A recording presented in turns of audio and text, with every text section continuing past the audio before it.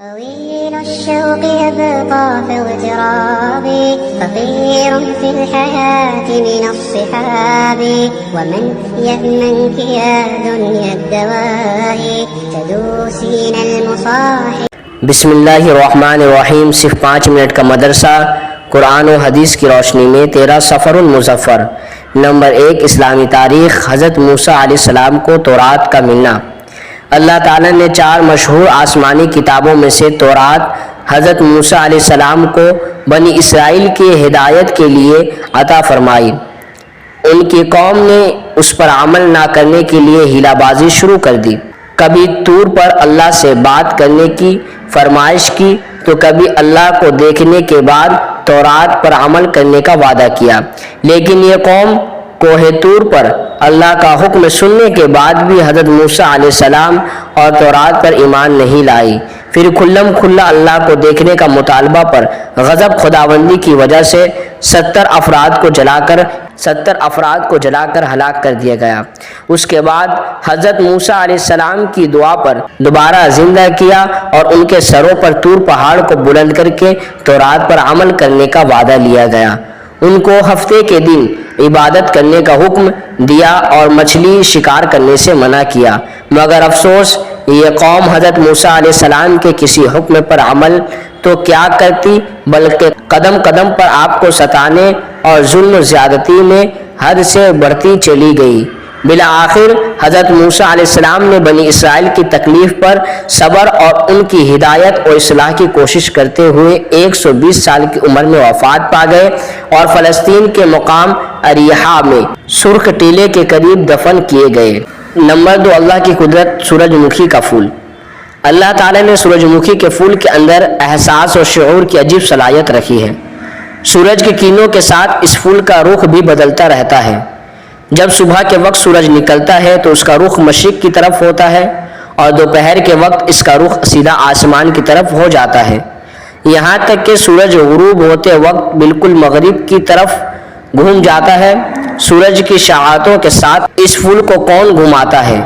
بے شک اللہ تعالیٰ نے اپنی قدرت ہی سے اس نرم و نازک پھول کے اندر سورج کی گردش کے ساتھ اپنا رخ بدلنے کی صلاحیت پیدا فرمائی ہے. نمبر 3 ایک فرض کے بارے میں چند باتوں پر ایمان لانا.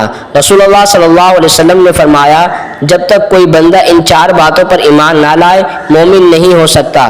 اس بات کی گواہی دے کہ اللہ کے علاوہ کوئی عبادت کے لائق نہیں.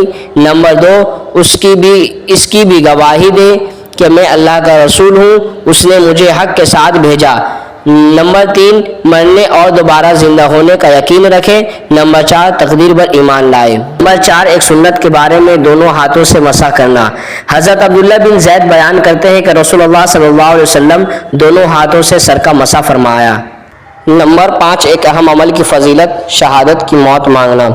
رسول اللہ صلی اللہ علیہ وسلم نے فرمایا جو شخص سچی طلب کے ساتھ اللہ تعالیٰ سے شہادت کی موت مانگتا ہے اللہ تعالیٰ اسے شہداء کے درجہ تک پہنچا دیتا ہے چاہے وہ اپنے بستر ہی پر مرا ہو.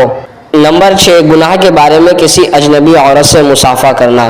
رسول اللہ صلی اللہ علیہ وسلم نے فرمایا جس نے اجنبیہ عورت سے مصافحہ کیا تو قیامت کے دن وہ اس حالت میں آئے گا اس کے دونوں ہاتھ اس کے گردن سے جکڑے ہوئے ہوں گے اور پھر اس کے حق میں جہنم کا فیصلہ ہوگا، اور اگر اس سے ناجائز بات چیت کی ہے تو قیامت کے دن بات کا ہر جملے کے بدلے میں اس کو 1000 سال جہنم میں قید کیا جائے گا. نمبر 7 دنیا کے بارے میں دنیا کی عمارتیں.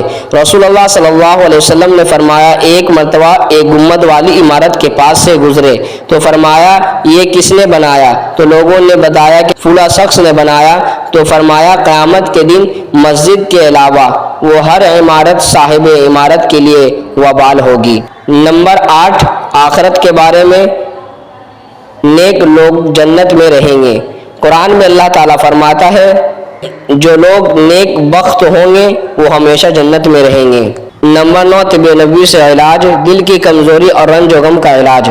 حضرت عائشہ فرماتی ہے کہ رسول اللہ صلی اللہ علیہ وسلم کے گھر والوں میں سے جب بھی کسی کو بخار آتا تو آپ صلی اللہ علیہ وسلم حریرہ استعمال کرنے کا حکم دیتے اور فرماتے یہ رنجیدہ آدمی کے دل کو قوت دیتا ہے اور بیمار کے دل سے رنج و غم کو اس طرح دور کرتا ہے جس طرح تم پانی سے اپنے چہرے کے میل کچل کو دور کرتے ہو۔